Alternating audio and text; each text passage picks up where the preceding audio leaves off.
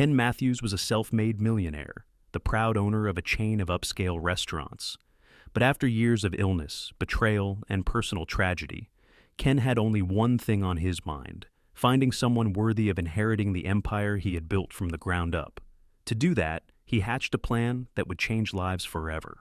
One sunny afternoon, Ken left his lavish mansion dressed not in a designer suit, but in dirty, tattered clothes. His once-groomed beard had grown shaggy, and his hair hung unkempt over his shoulders. He looked like a man forgotten by time, a homeless wanderer, and that's exactly what he wanted people to see.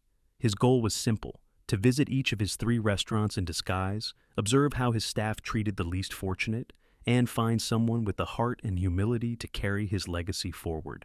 Ken's first stop was his flagship restaurant, a high-end establishment known for its luxury and exclusivity.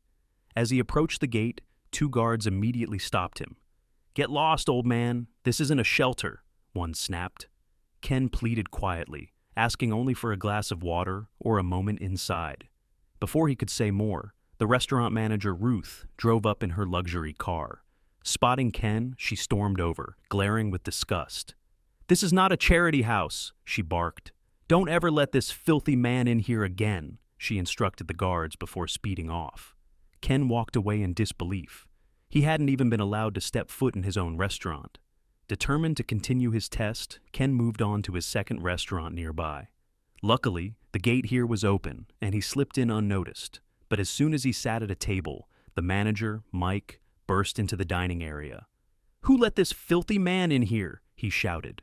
Ken barely had time to respond before Mike summoned the guards, who forcibly carried Ken out while diners laughed at him like a circus act.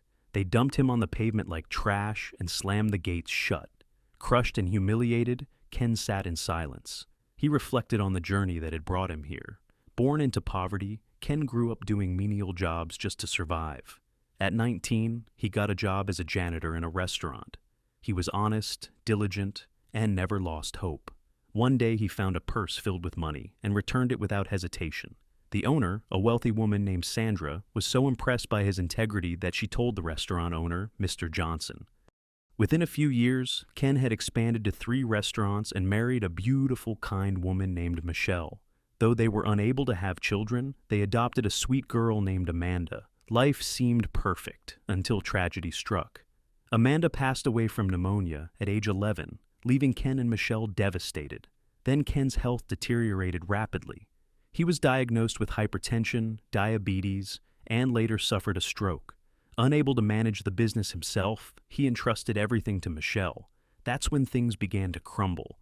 Ken noticed discrepancies in financial reports and subtle changes in Michelle's behavior. He hired a private investigator and discovered the awful truth. Michelle was cheating on him and siphoning money from the business to lavish her lover with gifts.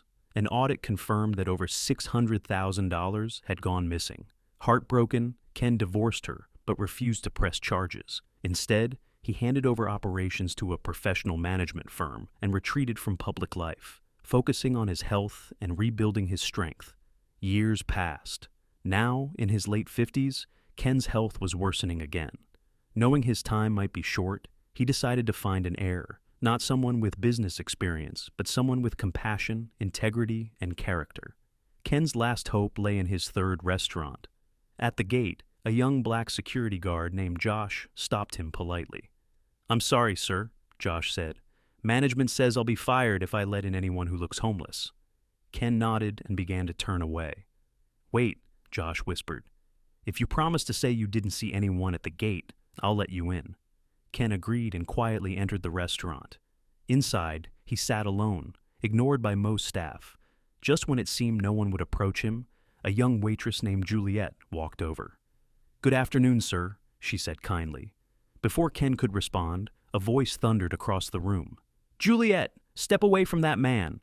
It was the manager, Tony. He stormed over, furious. "This man probably doesn't have a dime," Tony sneered. "Let's find out." He grabbed Ken and began yanking open his coat and pockets, looking for money.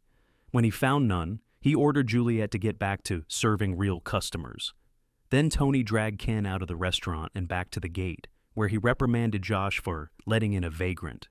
Josh, playing along, lied that Ken must have snuck in while he was in the restroom. Tony believed him and stormed back inside. But then something surprising happened. As Ken walked away, Josh called out to him, "Wait, old man, I might have something for you." Josh disappeared into the security post and returned with a food package and a can of juice. "This is all I can give," Josh said. "You remind me of my father." Ken's eyes welled up. He thanked Josh and left, moved beyond words. The next morning, Ken returned, but this time, not as a homeless man. He arrived in a sleek black SUV, dressed in a tailored suit, with his personal lawyer Aiden by his side.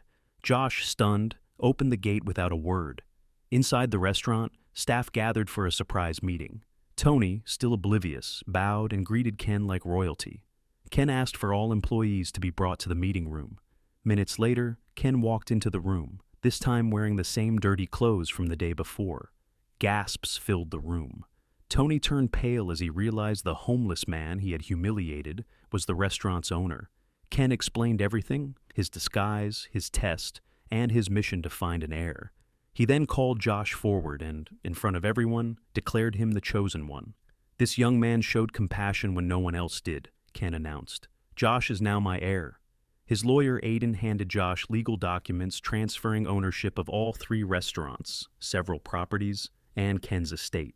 Josh broke down in tears. From a lowly security guard to the successor of a millionaire, his life had changed in an instant. Ken wasn't finished. "Juliet," he said, smiling, "you're the new manager of this restaurant." She gasped in disbelief. As for Tony, Ken looked him squarely in the eyes. "You're fired." Tony dropped to his knees, begging for forgiveness. But Ken had made up his mind. As he left the restaurant with Josh and Aiden, Ken felt peace for the first time in years. He had found someone not just to run his business, but to carry on his values. Kindness, it turns out, is the greatest legacy of all.